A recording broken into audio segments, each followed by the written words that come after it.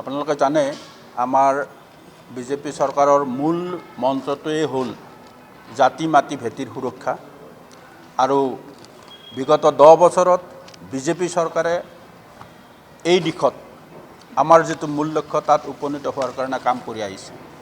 আপোনালোকে জানে কংগ্ৰেছ চৰকাৰৰ অৱহেলাৰ অৱজ্ঞাৰ বা হয়তো পৰোক্ষ সহযোগৰ ফলত অসমত প্ৰায় 63 লাখ বিঘা মাটি বেদখলকাৰীৰ কবললৈ গুচি গৈছিল আৰু আমাৰ চৰকাৰ অহাৰ পিছত এই বেদখলীকৃত ভূমি উদ্ধাৰৰ বাবে চৰকাৰে প্ৰচেষ্টা হাতত লৈছিল আৰু ইতিমধ্যে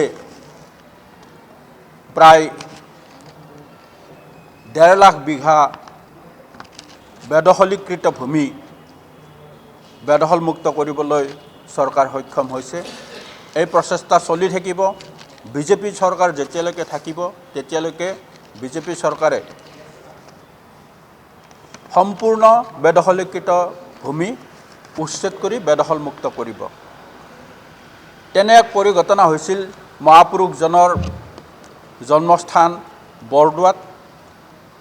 গুৰুজনাৰ জন্মস্থানত যি বটদ্ৰৱা থান আছে, বৰদোৱা থান আছে, সেই বৰদোৱা থান বেদখলকাৰীৰ কবলত পৰিছিল আৰু সেই বৰদোৱা থান এতিয়া সম্পূৰ্ণৰূপে বেদখলমুক্ত কৰি প্ৰায় 162 বিঘা ভূমি বেদখলমুক্ত কৰি তাত এক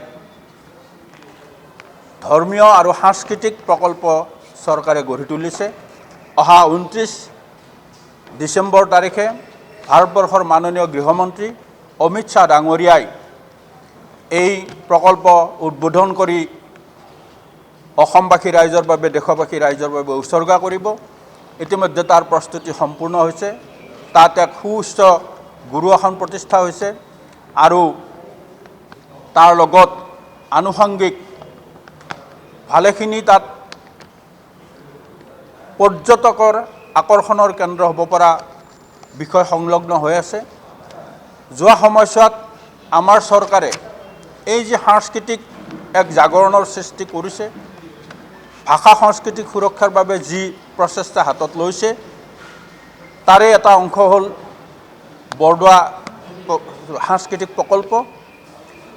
যোৱা কিছুদিন আগতে আমাৰ ভাৰতবৰ্ষৰ মাননীয় প্ৰধানমন্ত্ৰীয়ে শ্বহীদ স্মাৰক ক্ষেত্ৰ মুকলি কৰি গ'ল। এতিয়া বৰদোৱা থান প্ৰকল্প মুকলি কৰা হ'ব আৰু এইসমূহে ৰাজ্যৰ পৰ্যটন উদ্যোগত এক বিশেষ ধৰণৰ প্ৰভাৱ পেলাব, এই কথা নিশ্চিত।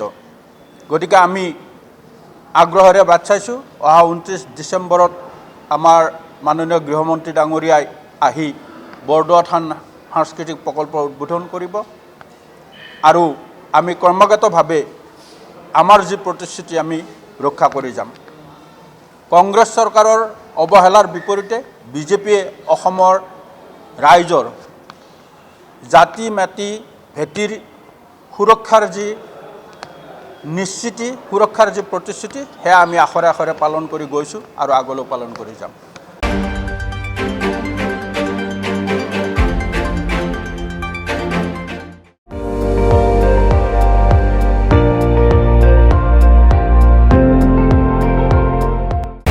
আপুনি চাই আছে ND24, সৰ্বশ্ৰেষ্ঠ নহয় সৰ্বোত্তমৰ দৌৰত।